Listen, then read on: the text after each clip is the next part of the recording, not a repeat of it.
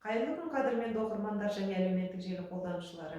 Еңбекші кітапхана және мәдениет қызметкерлерінің ұйымдастыруымен 14 наурыз көрісу күніне орай амандық саулық ата салт тақырыбындағы сторителлингті назарларыңызға ұсынамыз. 14 наурыз көрісу мейрамы, амал мерекесі. Көрісу күнінде халық қыстан аман есен шыққанына қуанып, бір-бірімен қол алысады.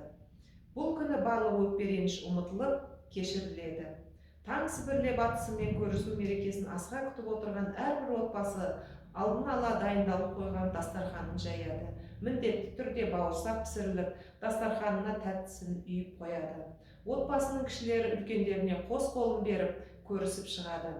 Бір-біріне бір жасым мен дейді. Ол бір жасқа есеюімен, осы жылға аман есен жетуімен дегенді білдіреді.